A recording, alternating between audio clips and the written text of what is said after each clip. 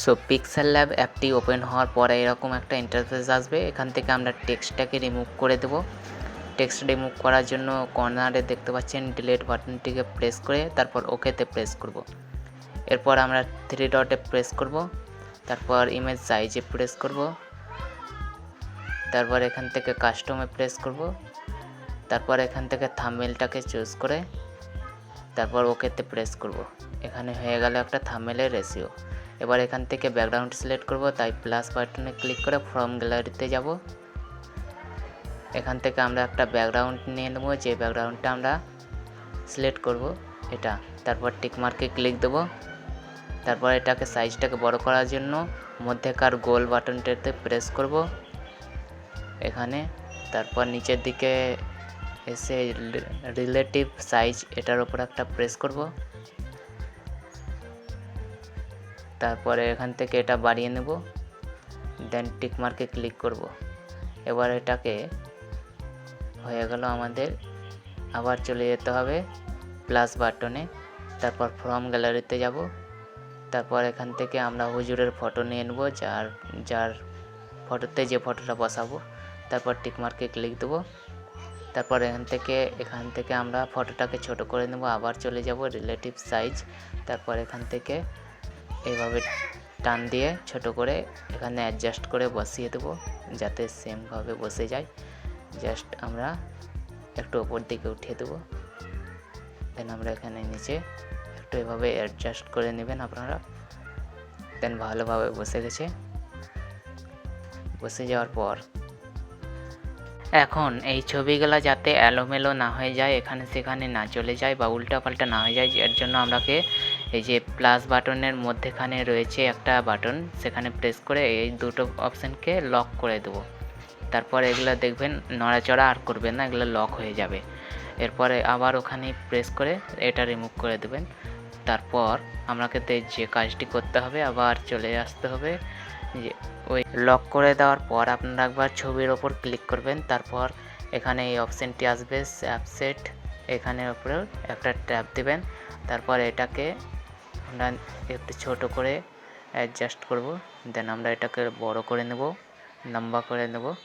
তারপর নিচের দিকে বসিয়ে দেব ভালোভাবে, তারপর একটু বড় করে নেব। এভাবে করে অ্যাডজাস্ট করে নেবেন। এখানে কালার সিলেক্ট করতে পারেন, এখানে বিভিন্ন কালার রয়েছে। আমরা এখান থেকে একটা কালার সিলেক্ট করছি, এখানে আমরা ইয়েলো কালারটা রাখবো। সো ইয়েলো কালার, এই যে। তারপর ইয়েলো কালার রেখে দেওয়ার পর এখানে টিক মার্কে ক্লিক দেবো। তারপর এই এ বাটনটিতে প্রেস করব এখানে। তারপর টেক্সটের ওপর ক্লিক দেবো, তারপর এডিটের ওপর ক্লিক দেবো। টেক্সটটাকে টেনে এই ইয়েলো কালারের ওপর রেখে দেবো। তারপর এডিটের ওপর ক্লিক দিয়ে এই টেক্সটটাকে রিমুভ করে দেবো। তারপর আমি লিখব এখানে জান্নাতে কারা যাবে। থাম্বনেলের মধ্যে এমন একটা প্রশ্ন লিখবেন যেটা শুনে আপনার থাম্বনেলে ক্লিক দেবে।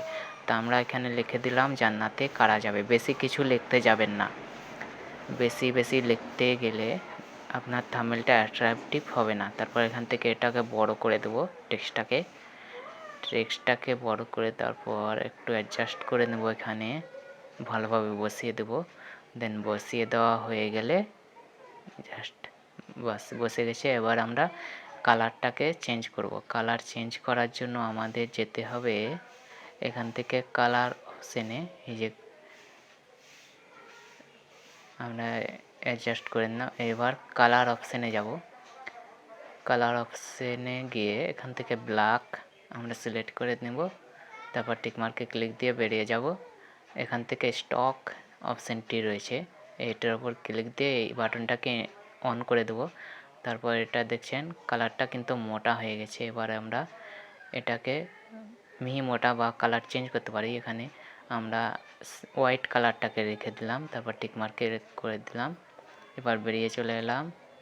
আবার এখান থেকে আমরা অনেক কাস্টমাইজ করতে পারি টেক্সটটাকে।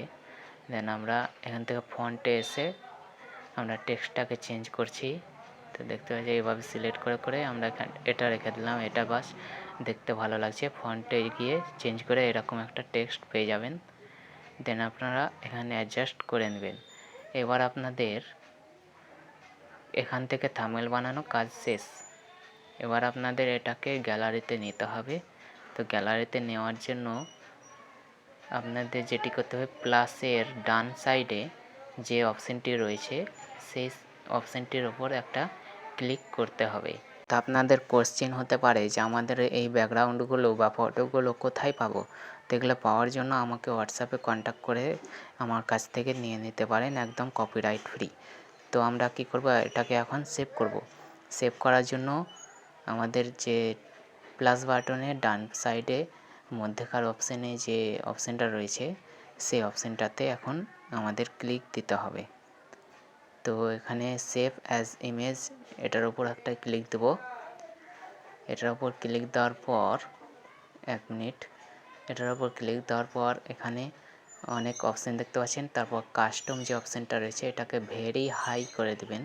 তারপর সেভ টু গ্যালারি বা শেয়ার দুটো অপশানে ক্লিক করে কিন্তু এটাকে সেভ করে নিতে পারেন।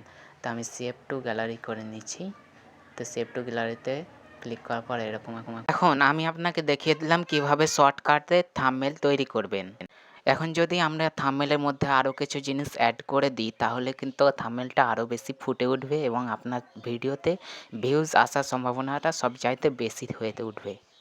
এখন আপনার কাছে কোশ্চেন হতে পারে যে এইসব ফটো ভিডিওগুলো মানে ফটোগুলো আমরা কোথায় পাবো, ইমেজগুলো কোথায় পাবো? ইমেজগুলো পাওয়ার জন্য অবশ্যই আমাকে হোয়াটসঅ্যাপে SMS করুন এবং নিয়ে নিন। এখন আপনার জন্য একটি সুখবর রয়েছে। সুখবর হচ্ছে যে আমাদের টিমে অনেক লোকজন রয়েছে। তো আপনি যদি চান আমাদের কাছ থেকে থাম্বনেল তৈরি করে নিতে তাহলে মাত্র 5 টাকার বিনিময়ে থাম্বনেল তৈরি করে নিতে পারেন। মাত্র 5 টাকা দিয়ে আমরা আপনাকে অ্যাট্রাকটিভ এবং ভালো সুন্দরভাবে হাই কোয়ালিটির থাম্বনেল তৈরি করে দেব। তো অবশ্যই হোয়াটসঅ্যাপ নাম্বারে SMS করুন।